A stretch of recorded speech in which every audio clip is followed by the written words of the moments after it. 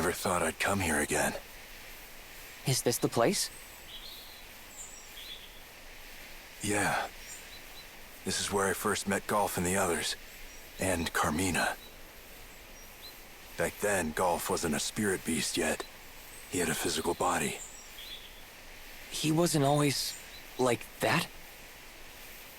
Right. If you want to know more, we've got to walk and talk. There's some place I gotta visit. Come along, will you?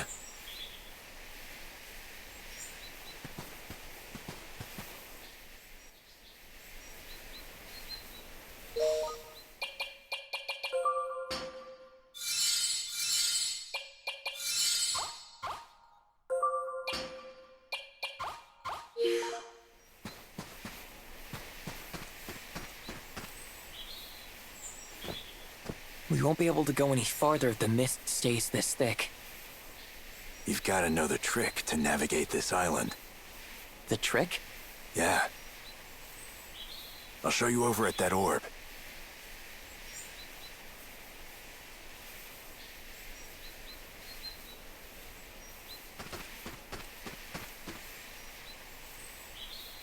Give the orb a shot of magic. That should clear the way.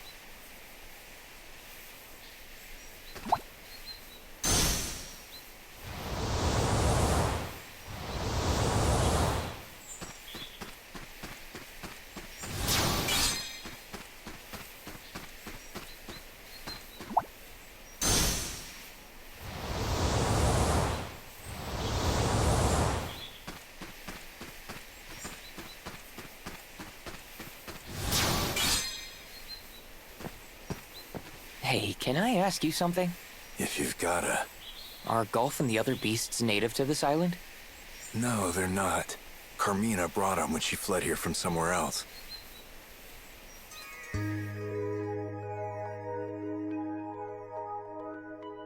Adolfo, Galf, it's okay. The woman's voice was clear and light. The two beasts, seeming to take comfort in her presence, slowly backed away. Behind her was a third beast, watching Tan intently. The woman seemed to be around the same age as Tan. She smiled brightly at him. What a scary face you've got. The woman's smile met Tan's cautious gaze. Her expression radiated innocence and purity. Not expecting a sudden joke from a total stranger, Tan stayed silent and waited for her next words. My name is Carmina, she said. Tan was a spy who worked for the Fantasian Empire. On the way to a mission to infiltrate the Queendom of Vibra, his small boat was destroyed by an overwhelming storm. That storm had carried him to this nameless island.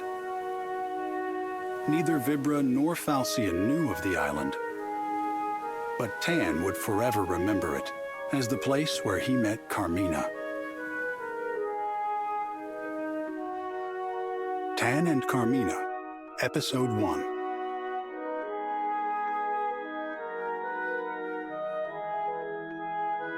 Carmina's shack was on a quiet corner of the island. The shack's walls were made of logs, clumsily stacked together, clearly not the work of a professional. However, the room was filled with quality furnishings. Whoever Carmina was, she'd once enjoyed some degree of luxury. Carefully observing Carmina and her movements, Tan gathered that she relied on the beasts for her survival. Carmina's lustrous, wolf-like companions were expert hunters, and they brought food back to her on a daily basis. I have something to ask you. Just out of curiosity. By now, Tan's wounds from the storm had completely healed. Still, Carmina never told him to leave her shack. Of course it's out of curiosity. Carmina chuckled. Why else would you ask? She glanced up from the tree nuts she was sorting. I mean, I'm really curious about you and this place. I'm nothing but curiosity. Tan's sudden burst of candor surprised even himself. Flustered, he continued shelling the nuts as if he'd said nothing. Well, go on, ask away. Adolfo and the others, they're not from this island, are they? Is that the only question you have? Sure. You're a bad liar. I know there's more that you want to ask. There is, but for now, you saved me. That's enough for me. Carmina chuckled once again. You're a kind person, Tan. I can tell. Said Carmina, gazing into Tan's eyes. I'm kind? And here I'd always thought the people of Fantasian were all cold-blooded. Tan was speechless. How had she known where he was from? Your gear gave it away. And you're from Dora, right? Dora was one of many small nations that Fantasian had invaded, destroyed, and taken over. Dora no longer appeared on any map. Its culture and language had been wholly consumed by the Fantasian Empire.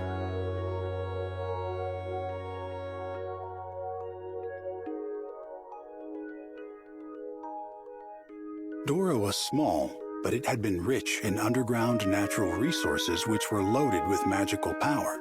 Its neighbors fought over its resources, finally reaching a truce, until the Fantasian Empire broke that truce and advanced on the humble nation. The Fantasian Empire seized control of Dora in a flash. It became little more than a military outpost from which Fantasian attacked other neighboring nations. Dora's capital, once brimming with magical golden ore, was now little more than a ruin under the Fantasian Empire's thumb. And that's not all. You were close to Doran nobility. What makes you think that? Carmina asked quietly. I'm familiar enough with Doran craftsmanship. One look around this room and I knew. You're not wrong, but you're not entirely right either. Carmina murmured as she looked into the distance. Tan asked another question he thought might have been better kept to himself.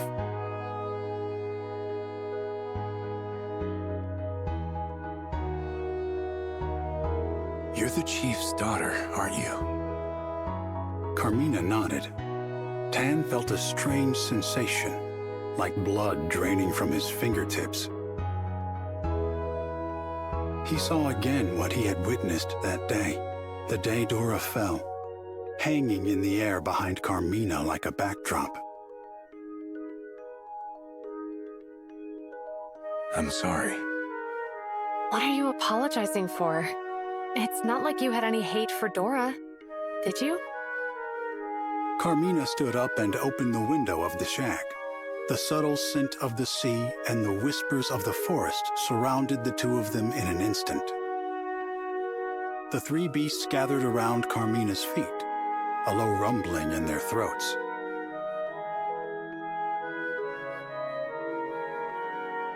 We're the only ones who escaped here, to this island. Said Carmina, stroking the beasts tenderly. Adolfo gave his life to shield me from an incoming arrow. But my father, our chief, revived him.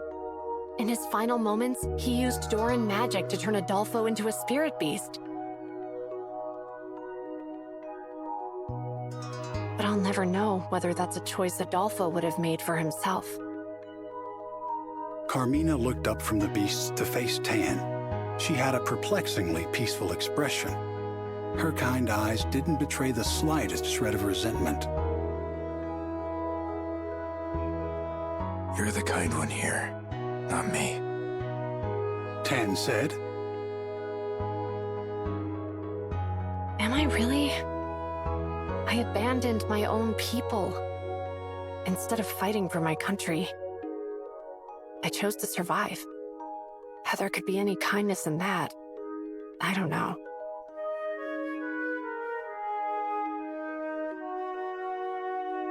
I ran away too. Said Tan. But that's different. Is it? Look, from one runner to another, I get it. Tan stared straight back into Carmina's eyes. I get that there's excruciating guilt in your heart. And I get that you pushed through the pain and chose to survive. Isn't that right?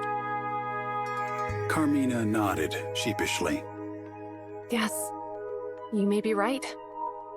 I'd like to think I'm kind too. But maybe that's just my way of hiding the pain in my heart. Whatever the reason, your kindness saved my life. So as far as I'm concerned, it's real. Sincerity shone from Tan's eyes as he looked at her. She smiled back at him again. Thank you. Tan, I knew you were kind too.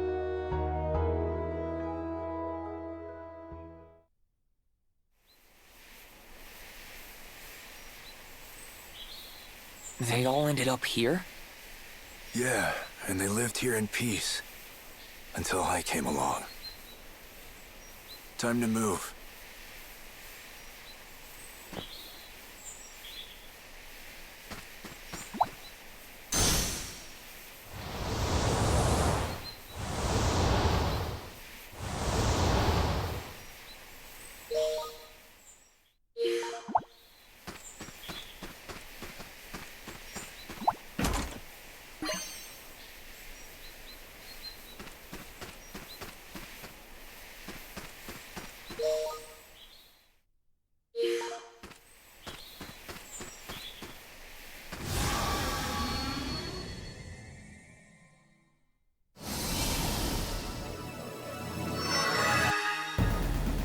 Deploying barrier.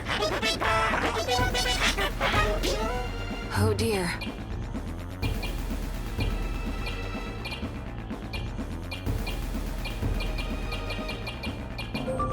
Let's see. Shall we run?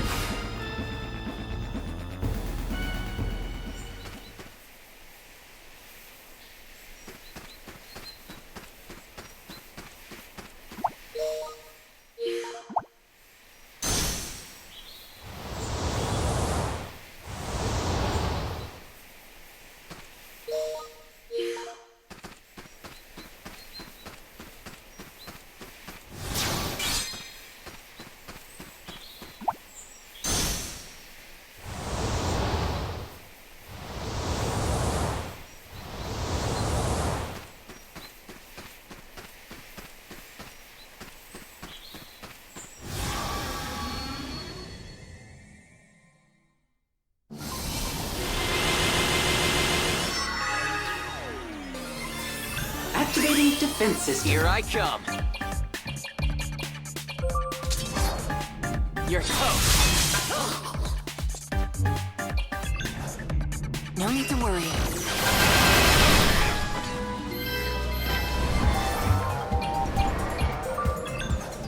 Engaging lightning tactics.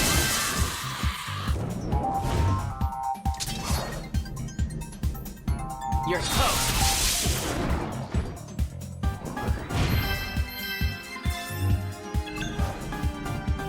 Engaging lightning tactics.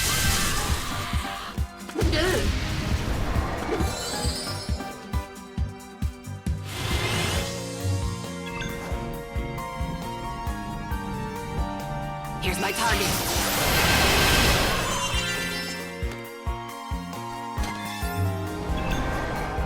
I'll handle them.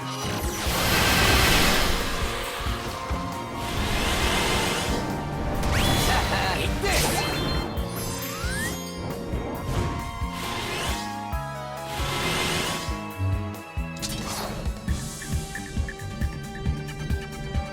Pierce him.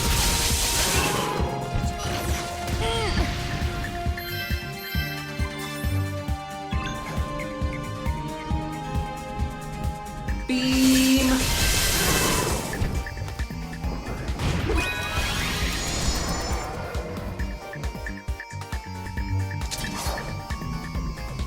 Slam it.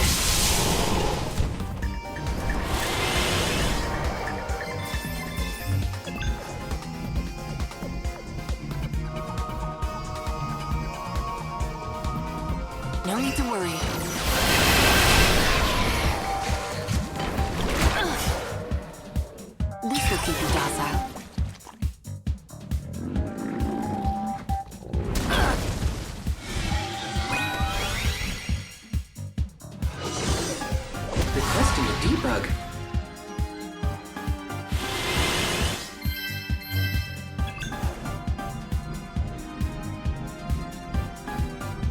Engaging lightning attack.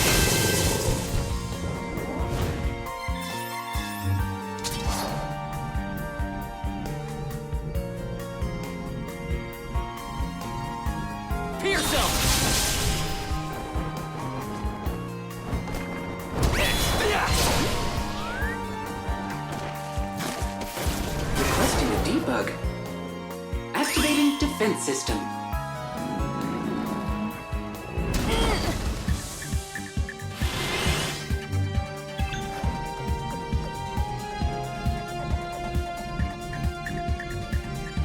No need to worry.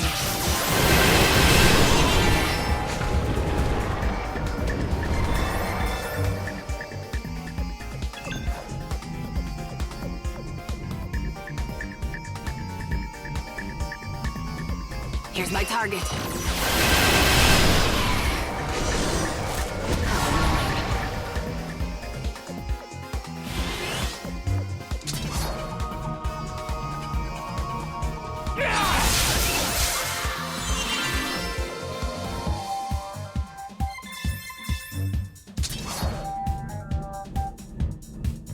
Pierce him!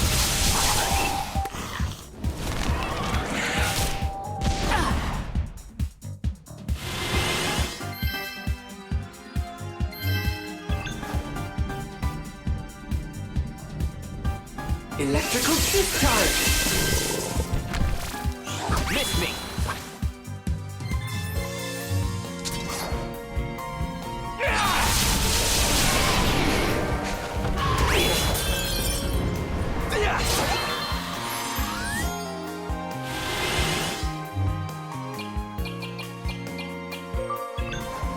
Let me show you true darkness. Dark matter!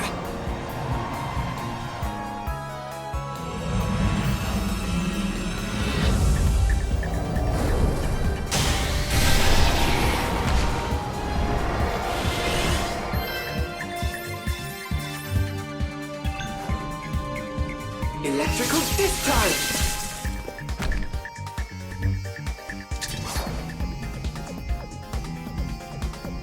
There!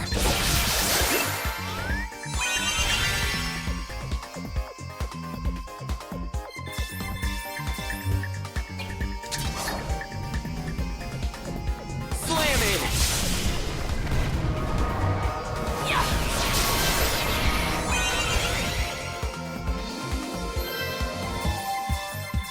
Fire. Fascinating, I'd say.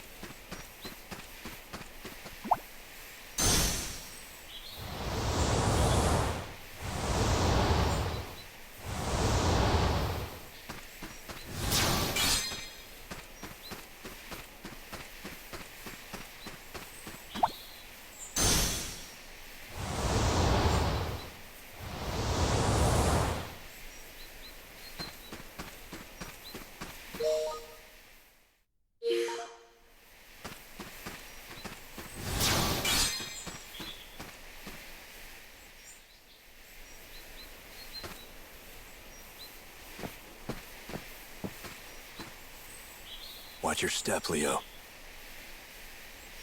Jeez, what happened here? Nothing natural. Kind of a long story. Wait, you did this?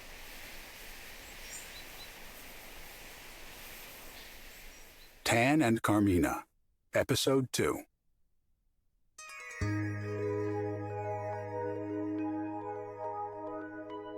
That night, Tan rose quietly from bed and quickly dressed to go. He decided to leave his sharp short sword and other weapons behind.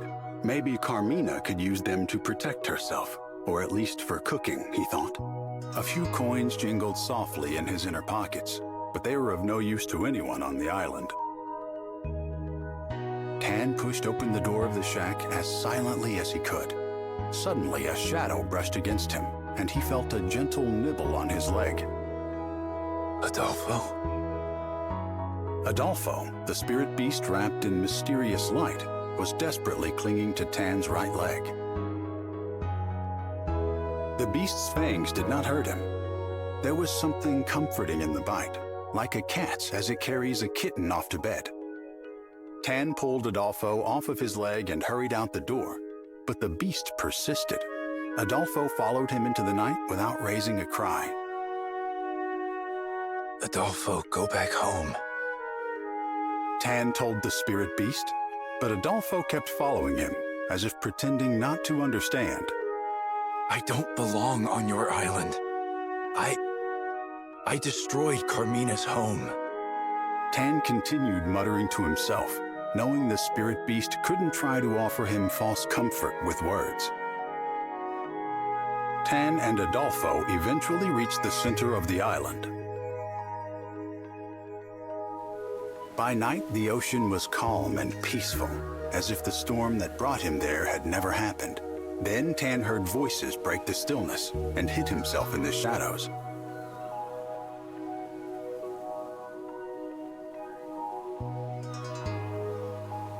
This island is right between Fantasian and Vibra. It would make a fine outpost for our invasion. And it looks like the Vanguard unit's boat ran aground near here. Tan saw a familiar face nodding in the moonlight. Yes, this will be the perfect headquarters for the Empire. I mean, for the Crimson Bandits. Now, I don't expect you'll find anyone living here, but if you do, take care of them. Hearing Blue's command, the Fantasian spies readied their weapons. Murderous intent hung thick in the air around them. Just then, Tan heard a lone howl.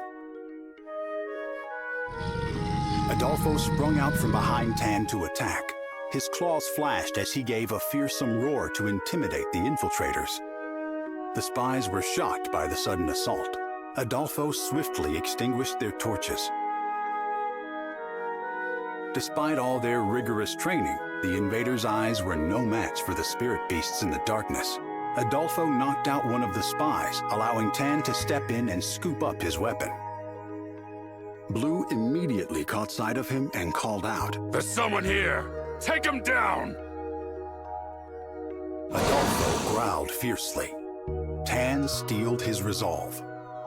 Blue! Tan cried out as he launched himself off the ground, swords point first, towards his former leader. Blue sensed Tan's murderous energy behind him and dodged. Tan's blade missed him by a hair. Ha! So you're alive! Blue laughed loudly, mockingly. Tan hopped back, putting some distance between himself and Blue. Good to see you're still kicking, Tan.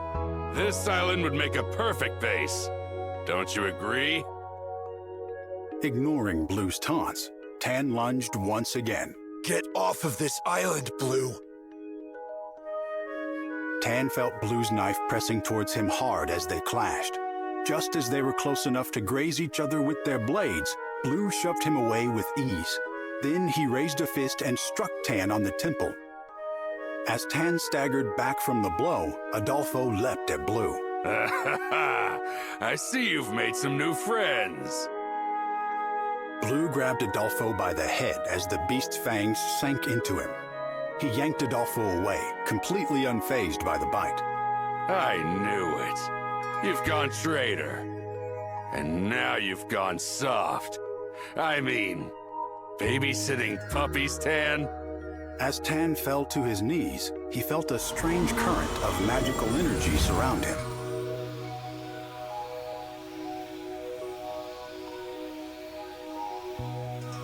What's with this mist? Blue murmured with uncertainty. A cold fog wrapped around Tan as if it had purpose. Small particles of water soaked into his skin. Blue struggled to slash away at the mist around Tan, but it showed no signs of dissipating. Before long, everything around them was shrouded in thick, white fog.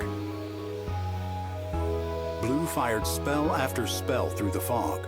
However, unable to see clearly, he struck his own comrades. Human screams echoed through the fog, along with Adolfo's barking cries. The noise grew dim in Tan's ears. Tan! Suddenly, Carmina's voice rang out to him. The magical mist had come from Carmina. The nameless island was dotted with large metallic orbs created by Doran magic. It had been a long time since Carmina had used her powers, but now she wielded them to put an end to the fight. Blue! Tan called out again to the man he meant to slay. His answer came in the form of a sharp wave of magic that slashed across Tan's cheek. Around this fresh wound, Tan felt a shift in the movement of the air. He could sense that Blue was preparing a particularly fearsome spell.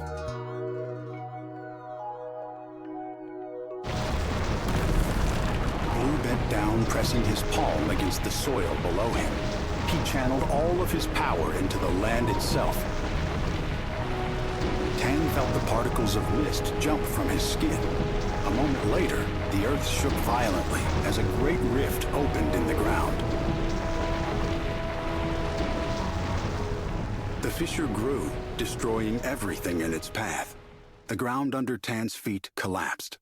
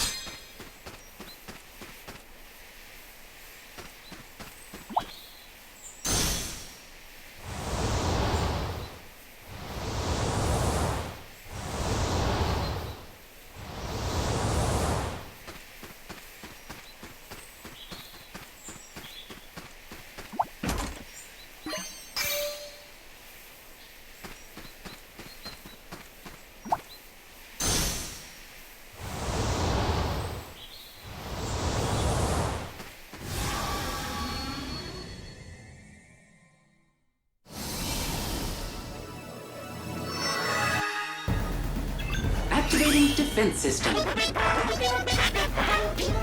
Let's do this. Not yet. There.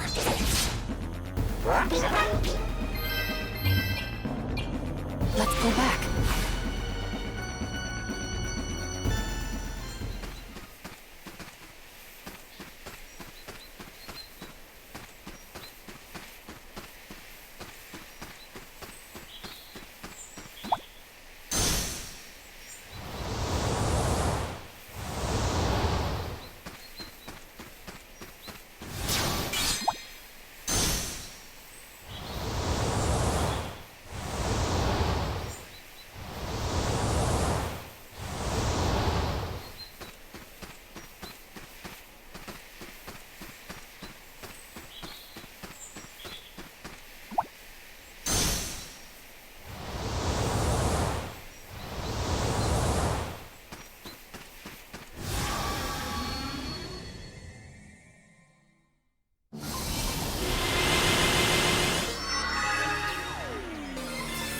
Activating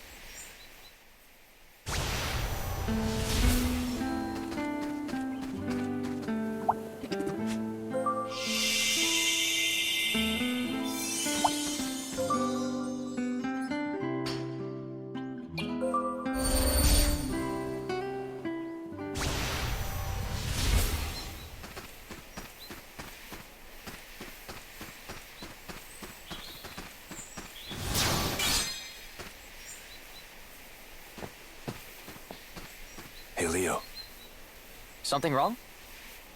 No, just thanks for coming along. Don't sweat it. You said there's somewhere here you have to go, right? I gotta visit Carmina.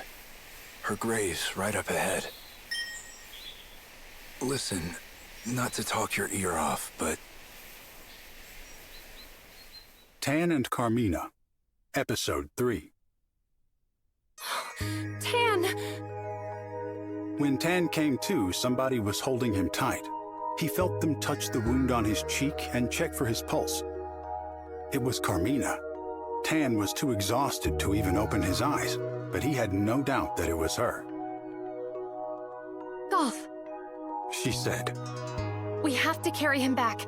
It'll take more than I can do on my own to save him. Though Carmina was right by his side, her voice sounded like a distant echo.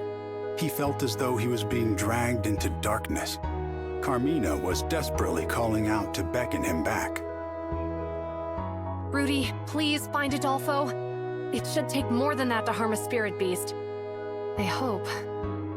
Rudy ran off in search of Adolfo before Carmina could finish. But not long after Rudy left, they heard a short, subservient whimper coming from her direction. Aha! So the Stone of Control works on spirit beasts.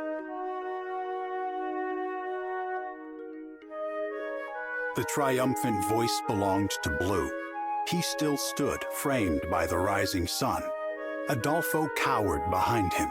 Tan struggled to stand and face him, but he could only tremble as if his hands and feet were bound. Rudy! Carmina cried out, reaching for the mother spirit beast. But it was too late. Blue grabbed Rudy by the neck and tossed her away. The injured beast tumbled down into the rift formed by Blue's magic. Golf snapped at Blue, desperate to protect Tan and Carmina. But Adolfo mercilessly drove Golf away from his new master. This Stone of Control is something else.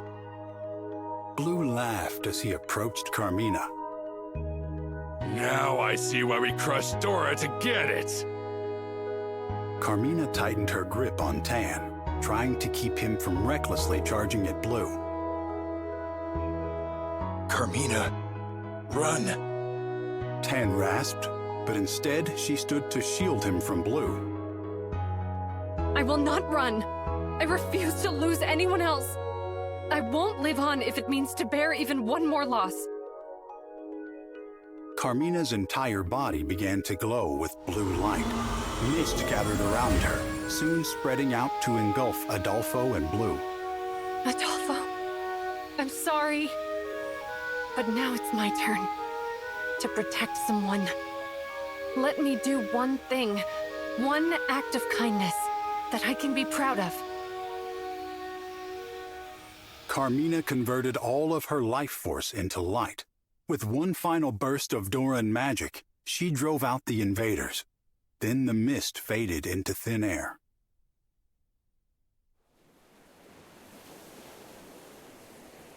Wrapped in sunset, the island felt truly deserted.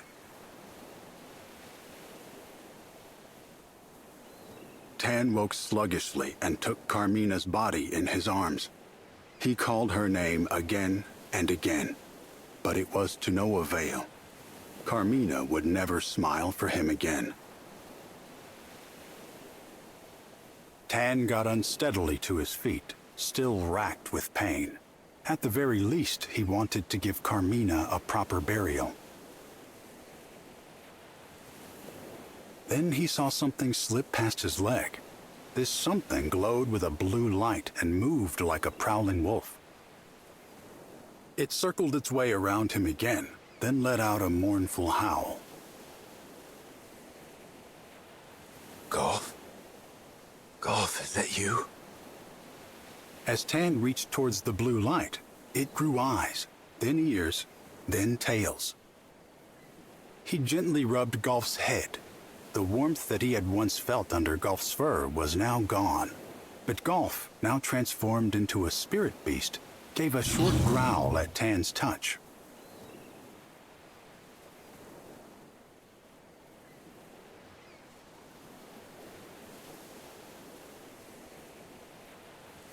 Did Carmina do this? Before she died, Carmina had entrusted Golf with her remaining life force. She had done so in the form of a lantern, which revived Golf as a spirit beast. Tan gently lifted Carmina's body and stood. Tan caught himself repeating Carmina's words in his mind.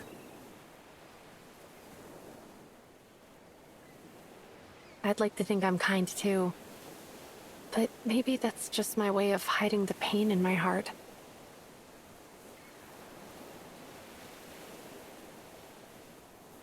That's not all it was, Carmina. You were really, really kind. It's your kindness that saved me. And I couldn't do anything in return. Tan gazed out at the world illuminated by the sinking sun. A faint beam of light stretched across the horizon. Golf howled sorrowfully at the darkening sky. In his cry, Tan felt as if he heard Carmina's final wishes. Yeah, you're right, Golf. Let's find Adolfo. In response, Golf howled, high and with determination.